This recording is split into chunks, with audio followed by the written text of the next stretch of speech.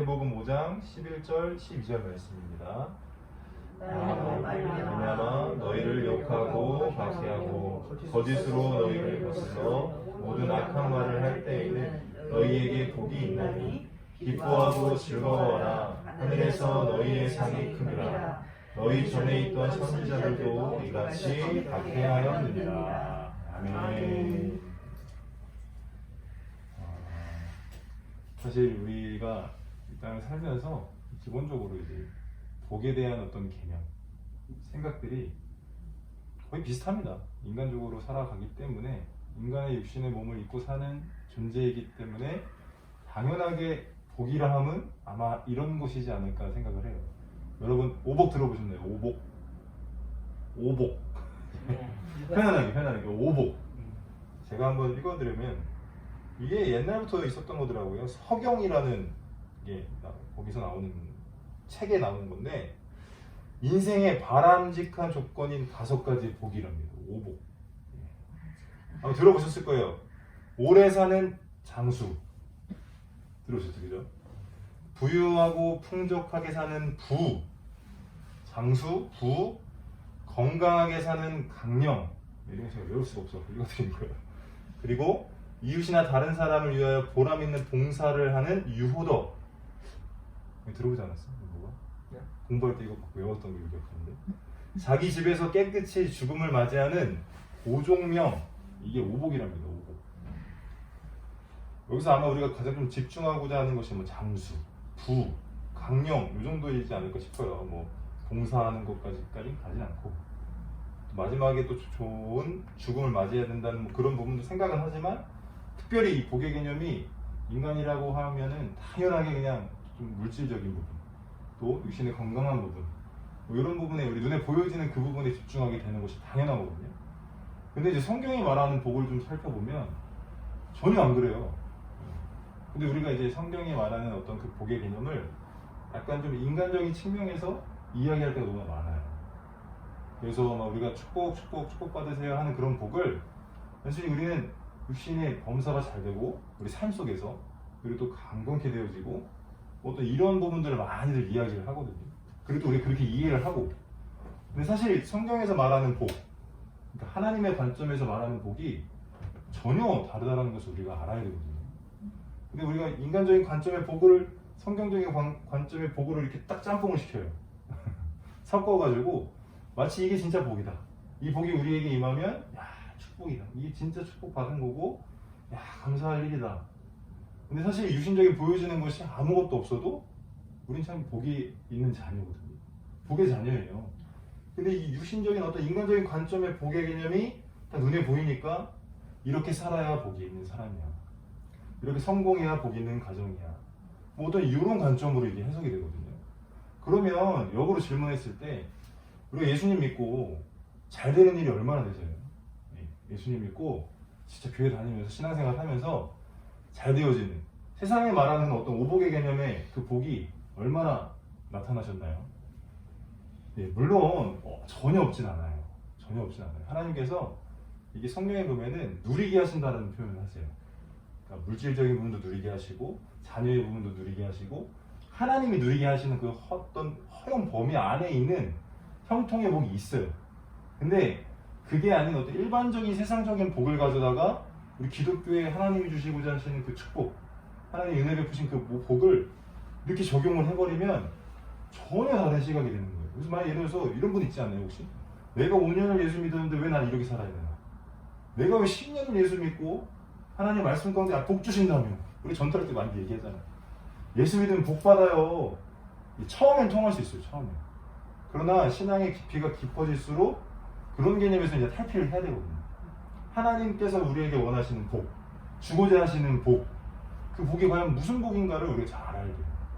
그게 자꾸 헷갈리고 세상적인 복이 하나님의 복과 딱 자꾸 겹쳐져요. 겹쳐 보인단 말이죠. 그러니까 하나님이 내게 무조건 어떻게 해야 돼요? 잘 살게 해줘야 되는 거예요. 근데 성경은 그게 아니라는 거죠. 첫 지역 예배인데 처음부터 조금 이해가 안 될 수 있어요. 원래 축복을 하고 가정에 축복을 하고 맞는데 진짜 참된 축복을 알아야 그 외의 것을 누리게 하신 형통의 하나님의 은혜가 넘치는 것이지 그 개념 없이 그냥 그냥 교회 가서 기도하고 일반적인 다른 종교와 다 다를 게 없다는 거죠. 기독교는 달라야 돼요.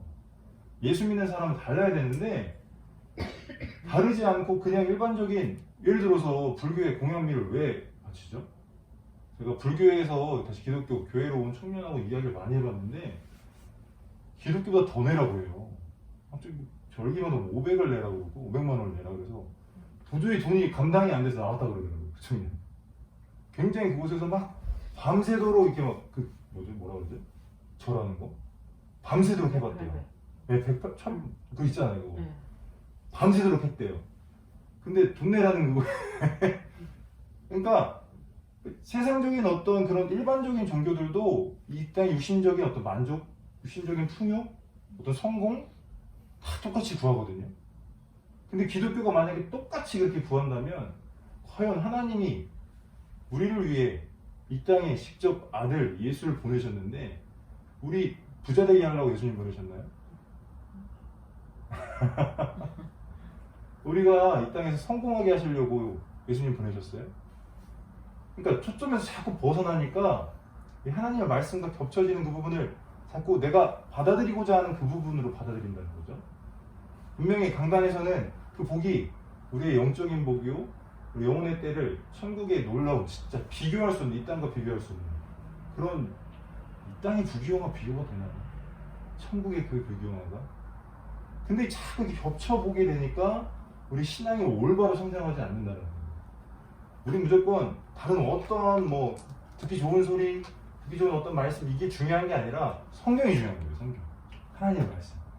이 말씀에 진실, 꼭 말씀에 진리가 있고 이 말씀에서 우리가 참된 복을 찾아내지 않으면 자꾸 우리의 믿음이 자꾸 흔들리는 겁니다. 성경에 보니까 이렇게 돼 있어요. 하나님은 이게 축복하시고 세상에서는 어떤 오복, 이 땅 육신적인 우리의 만족감이 그 복이라고 얘기하는데 성경 신명기 30장 15절 제가 읽어드릴게요.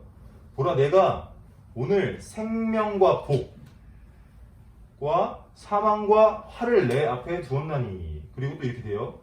또 19절에 보니까 생명과 사망과 복과 저주를 내 앞에 두었은즉 이렇게 얘기해요. 그러니까 생명이 곧 복이다. 그리고 사망이 곧 화다, 저주다 이렇게 얘기를 해요. 여러분 생명이 뭘까요? 생명. 그냥 일단 육신의 어떤 살아가고 있는, 연명하고 있는 어떤 삶? 예. 시편 1편 1절에 보면 이렇게 되어 있죠. 복 있는 사람은 그 다음에 뭐죠? 악인의 꾀를 쫓지 아니하며 죄인의 길에 서지 아니하며 오만한 자의 자리에 앉지 아니하며 오직 여기 보면은 여호와의 야훼 율법을 즐거워하여 그 율법을 죄하러 묵상하는 자로다. 여러분 복 있는 자이십니까? 그 복이 뭐냐 이거죠. 복이. 이 지역 예배를 이제 약속이 되어져 있기 때문에 기도를 합니다. 하나님, 이번 지역 예배 가서 어떤 말씀을 선포해야 될까요? 기도해요. 기도 안 하고 준비하는 게 아니고 기도하면서 하나님, 저는 그냥 주의 도구로서 주님 전하라는 말씀만 전하고 오겠습니다. 이 마음으로 기도를 막 해요. 근데 이 말씀을 주시는 거예요. 우리가 생각하는 복, 인간이 생각하는 복이 하나님이 생각하는 복과는 전혀 다르다. 그러면서 이 말씀을 주시는데 맞아. 진짜 복 있는 사람은 이러한 사람이야. 진짜 복 있는 사람은 진리 가운데 나아가는 사람이야. 마음 주시는 거예요. 여러분 아마도 이런 말씀이 익숙하지 않으셔서 받아들이기 힘드신 부분도 없지 않아 있을 수 있어요. 그런데 제가 자신 있게 여러분들에게 공면하고 싶은 것은 성경을 한번 읽어보세요. 성경을 한번 많이 읽어보십시오. 그러면 복이 이게 아니네. 진짜 이 복이 아니었네. 하나님이 깨닫게 하실 겁니다. 예. 그리고 또 보면은 이렇게 돼 있어요. 여러분 누가복음 1장 42절 말씀 제가 읽어드릴게요. 큰 소리로 불러 이르되 여자 중에 내가 복이 있으며 내 태중에 아이도 복이 있도다 이렇게 돼 있어요. 이게 무슨 얘기인지 혹시 아시나요? 예, 사가라의 아내 엘리사벳에게 뱃속에 누가 있죠? 우리가 잘 아는 세례 요한이라고도 침례 요한이라고 해요. 물에 이렇게 탁 담궜다 패는 요한. 광야에 외친 자의 소리다라고 이야기했던 그게 엘리사벳 뱃속에 있는 아이예요. 근데 마리아가 그 엘리사벳이 있는 곳에 방문했더니 마리아 뱃속에 지금 누가 있죠? 예수님이 있어요. 예수님이 있어요. 근데 이 엘리사벳이 그 마리아를 딱 보자마자 한 말이 이 말인 거예요. 뭐라고 얘기했다고요? 내가 복이 있으며 내 태중의 아이도 복이 있도다. 그러니까 마리아 안에 지금 누가 있다고요? 예수. 그것 자체가 복이 있다는 거고 그 아이 자체가 또 뭐래요? 복이래요. 다시 이걸 정리를 하면 따라해 주시면 감사하겠습니다. 예수는 복이다. 예수가 복인 거예요. 예수님이 이 세상 어떠한 것과 비교할 수 없는 돈, 뭐 명예, 이 땅에서 잘 되는 어떤 것과 비교할 수 없는 참된 복. 그게 예수예요. 예수님이 진짜 복이거든요. 근데 우리가 그걸 잘 몰라요. 인식하려 하지도 않고. 근데 이 예수님께서 이 땅에 오셔서 공생의 사역을 쫙 하시다가 이런 말씀을 하세요. 또 이건 다 같이 한번 좀 찾아볼까요? 누가복음 7장입니다. 누가복음 7장. 네, 이건 다 같이 한번 읽어봐야 돼서 누가복음 7장. 집에 가서 읽을게요. 예, 괜찮습니다. 저희가 읽어드리니까 들으시면 돼요. 아니 근데요. 괜찮아요. 제가 또 이게 뭐 이렇게 알아가지고 집에서 또 읽어보고. 아이고, 아멘. 네. 감사합니다. 누가복음 7장 22절로 23절인데 제가 지금 가지고 있는 성경으로는 제가 찾아보질 않아서 몇 페이지인지 모르겠어요. 뭐가 몇 페이지야? 100페이지요.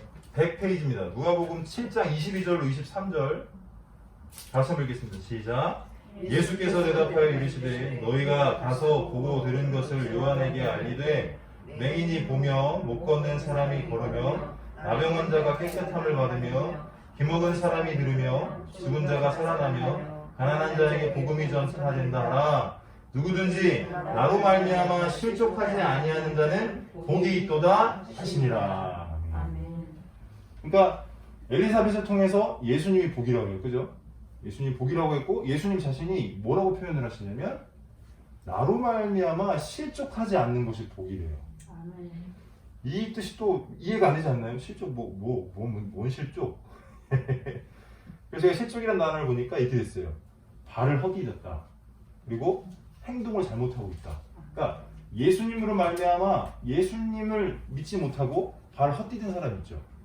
그러니까 예수님이 이러한 공생의 사역들을 하셨는데 이 사실을 보고 믿지 않는 실족하는 자. 그걸 이제 그렇게 쉽게 말하면 예수님의 복음을 접하고도 그 뜻을 따르지 않는 자를 이야기하는 거거든요. 근데 예수님이 직접 얘기하시는 거예요. 나로 말미암아 실족하지 아니하는 자가 복이 있다. 다시 말하면 예수님을 영접하는 자가 뭐예요? 복이 있는 거예요. 예수님 안에 거하는 자가 복이 있는 거예요. 우리가 흔히들 이렇게 얘기하잖아요. 복의 근원 아브라함. 그죠? 너는 복의 근원이 될지라. 그래서 여러분 왜 아브라함이 복의 근원이 되었다고 생각하십니까? 여기까지만 할게요. 더 많이 하시지만 여기까지만. 예, 시간이 많이 지납니다. 왜 아브라함이 복의 근원이죠? 여기까지만. 뭐가 왜 아브라함이 복이 있는 사람이야? 이거 믿음의 조상이라고 그러잖아요. 왜 아브라함이 복이 있는 사람이야? 복의 근원이니까. 하나님의 말씀을 듣고 아브라함이 이곳저곳을 돌아다녔잖아요. 순종, 그치. 순종을 했잖아요. 그리고 자기 아들도 산으로 데리고 맞아요. 죽이려고까지 했는데 근데 하나님 거기서 멈췄잖아요. 그렇죠? 그래서 그런 것이다. 나 알고 있네요. 야, 긴장했을 텐데. 맞아요. 그 부분 맞아요. 아브라함의 인생을 볼 때 맞아요. 근데 성경으로 우리가 비춰볼 때 믿음이라고도 이야기할 수 있지만 가장 중요한 거 마태복음 1장 1절 이렇게 돼 있어요. 아브라함과 다윗의 자손 예수 그리스도의 세계라. 아브라함은요 예수님이 오시기 위한 통로였어요. 통로. 그리고 가장 제일 첫 번째 그 앞에 노아도 있었고 우리 잘 알고 있는 에녹도 있었잖아요. 근데 예수 그리스도의 족보에 누가 가장 첫 번째 이름이 올라가요? 아브라함이에요. 아브라함. 그러니까 하나님께서 아브라함을 부르신 이유는 그의 족보 가운데 누가 와야 돼요? 예수님이 오셔야 돼요. 그러니까 네가 복의 근원이야 라는 것은 너로 말미암아 너의 후손 가운데 누가 와요? 예수님이 오시는 거예요. 우리가 그 사실을 잊으면 안 돼요. 단순히 아브라함이 가는 곳곳에 뭐 애굽으로 내려갔다가 부자 돼서 나오고 뭐 그런 게 중요한 게 아니라 순종도 중요하지만 아브라함을 통해서 지금 누가 와요? 누가 보이는 거예요? 예수님이 보이는 거예요. 그 사실을 우리가 모르기 때문에 자꾸 복을 뭘 얘기해요? 오복. 그 정도 수준으로 얘기를 해요. 근데 참된 복은 예수님이 내 안에 오시는 거. 그 예수님이 나로 말미암아 이 땅에 오셔서 나 때문에 이 땅에 오셔서 십자가에 피 흘려 죽으신 그 사실 자체가 모든 인류에게는 복입니다. 복. 참된 복. 근데 그 복을 자꾸 잊어버리면 자꾸 외적인 내 육신의 어떤 필요와 내 육신적인 어떤 요구에 따라 그것이 있어질 때 축복받았다. 이렇게 얘기한다는 거죠. 그러나 그게 큰 축복이 아니라 예수가 내 안에 오시는 것. 그 예수가 나의 구세주로 믿어지는 것. 그게 복이에요. 자꾸 우리가 성경을 오해하고 왜곡하면 안 돼요. 성경 오해하고 왜곡한 게 아니라 인간적인 관점으로 이해하려 드는 것이 우리의 본성이에요. 근데 그것을 깨닫게 하시는 분이 누굴까요? 성경을 지으신, 성경을 작성하신 성령. 그 성령이 지금 누구 안에 있죠? 내 안에. 내 안에서 지금 말씀하시는 거예요. 예수가 복이야. 예수가 진짜 참된 복이야. 그 어떤 세상의 상관 생각해 보십시오. 여러분 100년 안에 다 죽을 인생이에요. 뭐 120세, 120년 산다고 하는데 과연 그게 가능할까 싶어요. 120세 인생이래요. 근데 120세까지 산다 한들 만약에 여러분 저도 한번 생각해 봤거든요. 120세까지 산다? 근데 막 힘없이 연약함으로 겨우 그냥 연명한 그 인생이 과연 복이 따를 수 있나요? 네, 맞아요. 근데 왜 자꾸 우리는 시원하게 사는 거죠, 그렇게. 그럼요. 근데 왜 이런 식으로 자꾸 세상이 흘러갈까? 그러니까 우리 보는 관점들을 자꾸 바꿔요. 성경적인 관점으로 우리는 돌아가야 되고 그것이 진리고 참된 질서예요. 질서. 하나님이 이 성경 가운데 태초에 하나님 천지를 창조하셨다. 그래서 쫙 이어서 요한계시록 마지막까지 그게 참된 질서거든요. 근데 이 질서를 왜곡하게 만들어요. 동성애도 똑같은 거예요. 질서를 왜곡하게 만들어야 크리스천들이 줄어들거든요. 참된 믿음을 가진 참된 예수를 복으로 품고 사는 사람이 없어진다고요. 그러니까 세상을 자꾸 그렇게 가는 거예요. 120세가 중요한 것으로 얘기해요. 120세가 중요해요? 영원의 때가 중요해요. 그걸 믿는 자가 그리스도인이에요. 그걸 믿는 자가 예수를 복으로 받아들이는 사람입니다. 여러분, 은혜가 어떤 은혜가 우리에게 주어졌는지를 모르면 자꾸 이게 뒤처지게 돼요. 근데 예수님이 참된 복으로 가장 우선순위가 있는 사람은 좀 범사가 좀 형통치 않을 수 있어요. 사람이. 우리 구역장님 다치실 수 있어요. 근데 만약에 구역장님 고백하시는데 그래도 이만하게 감사하다 이런 표현을 하시길래 깜짝 놀랐어요. 큰일 날 뻔하셨다고 기절해 있으셨다고 하시더라고요. 근데 거기서 감사를 고백한다? 세상 사람들이 볼 때는 뭐야?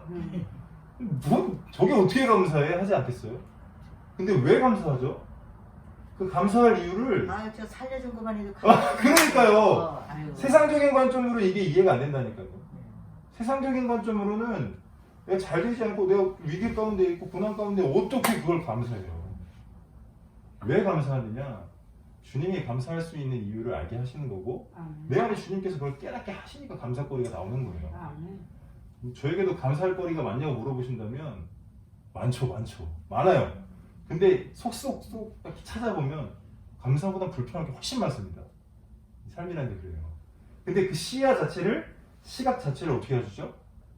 예수가 복이야라는 어떤 가장 중심의 그 말씀이 내 안에 딱 있으니까 야, 이거보다 더 중요한 게 어딨어?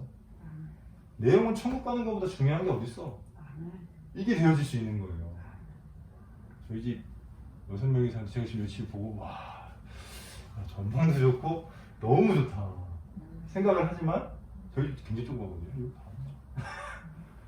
불편할 수 있어요. 근데 그곳에서 살게 하시면 그냥 감사해야 됩니다.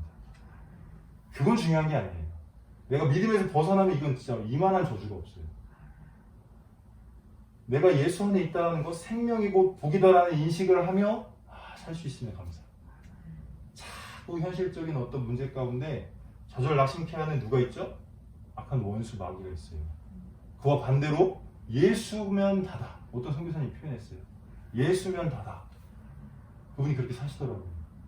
근데 왜 그게 가능한가 볼 때 하나님의 은혜가 내게 주어졌고 그 예수, 복 자체이신 그 성령께서 내 안에 오셔서 나를 그렇게 이끌어 가시기 때문에 그렇기 때문에 내 안에 있는 예수를 전하지 않고는 못 베기는 거예요. 야, 너 그거 가지고 염려해? 야, 그게 염려할 거리가 아니야. 너 네 안에 예수 와봐. 그거 염려, 걱정 아니야. 절대 아니야. 참된 예수로 만족할 수 있는, 감사할 수 있는 우리 3주의 모든 성도님 되시길 주님의 이름으로 축원합니다. 아멘. 성도야 다